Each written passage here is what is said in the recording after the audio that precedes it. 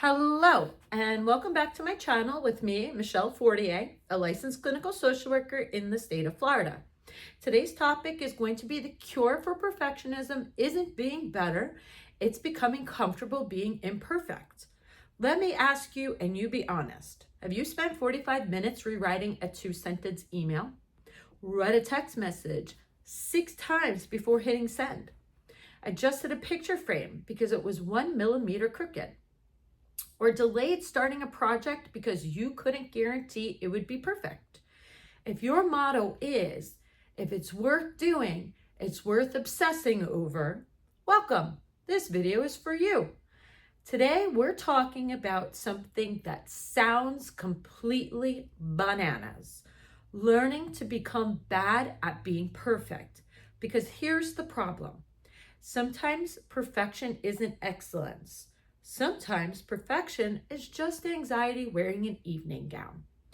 Today, we're going to look at why your brain hates imperfection, why trying to prevent every mistake actually keeps you stuck, and how concepts from radically open dialectical behavior therapy, RO-DBT, can help you become freer without becoming a mess. And yes, I'm going to encourage you to intentionally leave things imperfect. I know some of you are already uncomfortable. We're getting somewhere if you are. And now, what is over control? Most people have heard of problems involving under control, impulsivity, emotionally explosive behavior, act first, think later. Over-controlled people are almost the opposite. They usually have tremendous self-control, high standards, reliability, organization, responsibility, conscientiousness. Society loves these traits until they become too much. Over-control is like having the world's greatest brakes without much gas pedal. Instead of asking, should I slow down? Your brain asks, should I stop altogether? People high in over-control often over-prepare, overthink, over-edit, overanalyze, overwork, overcheck. Notice a theme? Everything gets an over. So, this strength can become a weakness. Being organized is wonderful. Being conscientious is wonderful. Having high standards, wonderful. Until these strengths become rigid rules. The goal changes.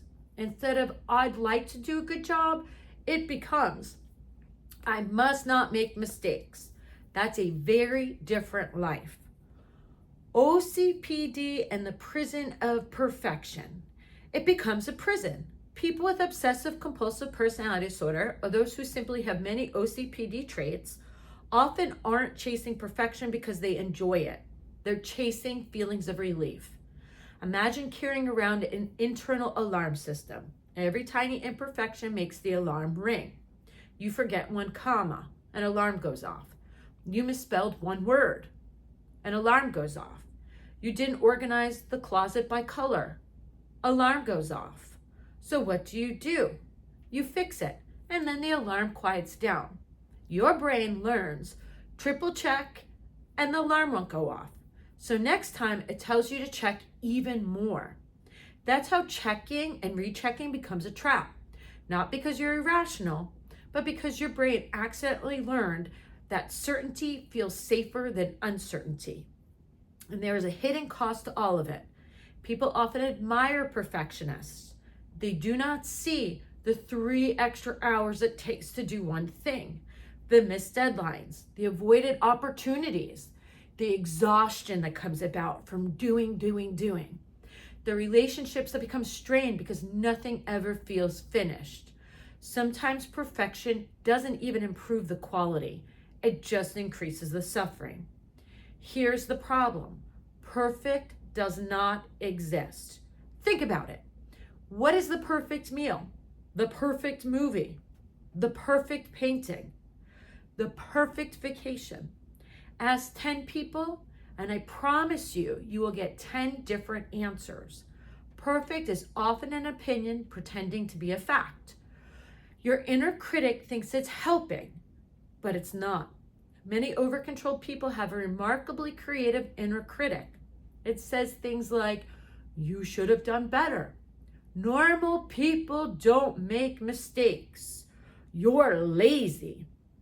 You embarrassed yourself. That wasn't good enough. Now, here's the strange part.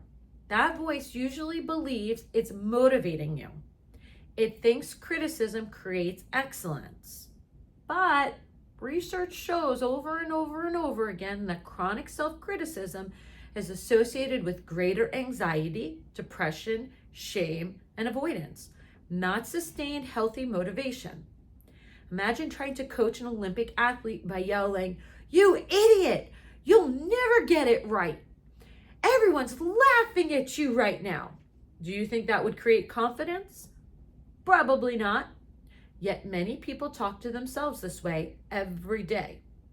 Now, I want you to try becoming your own positive coach. Instead of saying, "I ruined everything," try, "I made a mistake." Instead of, "I'm incompetent," how about trying, "I'm just learning. This is all new to me." Instead of, "I have to get this exactly right," try, "I'd like to do this well, and good enough is often enough." Notice, none of these are fake positivity. They're simply more accurate. One of the beautiful ideas in RO-DBT is that excessive self-control can become its own problem. Instead of asking, "How do I become even more disciplined?" RO-DBT often asks, "How do I become more flexible?" Flexibility is psychological strength. Rigid trees break in storms. Flexible trees, they bend. Now I'm going to introduce you to the experimental mindset. Instead of trying to prove you're perfect, become a scientist. Run experiments. Ask yourself, what happens if I send an email after 1 review instead of 6? What happens if I intentionally leave one tiny formatting issue? What happens if I stop apologizing every time I speak? Notice, you're not predicting, you're observing. Most people discover something quite shocking when they do these experiments. The world keeps spinning. RO-DBT encourages self-inquiry. Instead of defending your rules, become curious about them. Ask yourself, what am I afraid will happen? What evidence supports that? What evidence doesn't? What is my checking actually accomplishing? What am I sacrificing? Curiosity softens rigidity. Now I'm going to teach you how to practice imperfection on purpose. Now let's make this practical. I'm going to give you some exposure exercises. They're not dangerous, just uncomfortable ones. Leave one dish in the drying rack slightly crooked. Send an email after reviewing it only once. Wear mismatched socks to the grocery store. Color outside the lines in a coloring book. Draw something intentionally terrible. Fold towels in a different way. Take a photo and don't edit it. Leave one harmless typo in your personal notes. Stop vacuuming after one pass. If your eye is twitching right now, congratulations, you're practicing. People often hear this and think, so you're telling me not to care? Absolutely not. There's a huge difference between excellence and perfectionism. Excellence says, I'll do my best. Perfectionism says, my worth depends on this. Excellence learns. Perfectionism panics. Excellence finishes. Perfectionism keeps checking.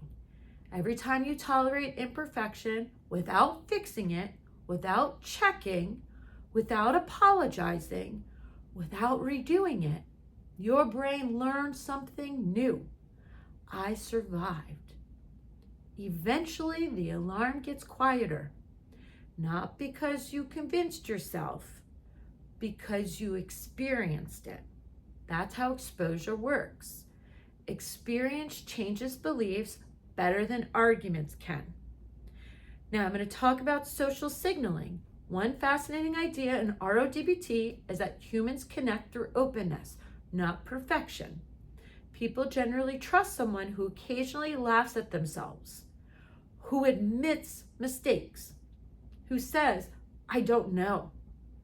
Ironically, trying to appear flawless often makes people seem less approachable.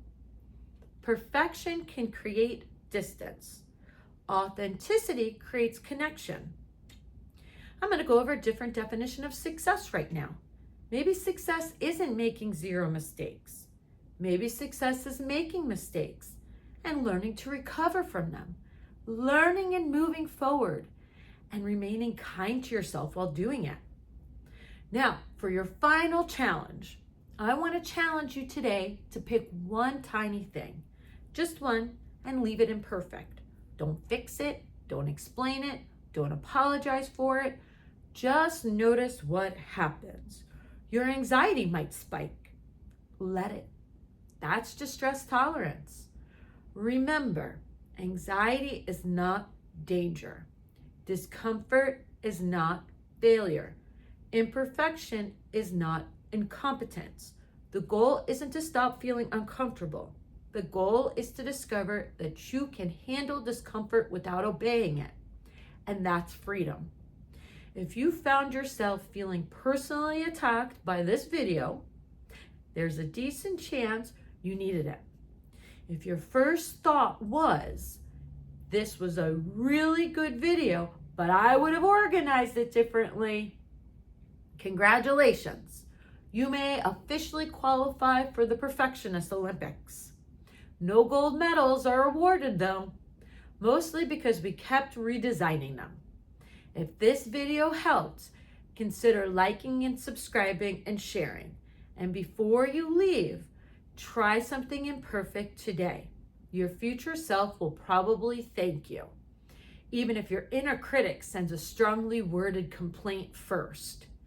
If you found this helpful, again, please like, subscribe, and share. See you in the next video.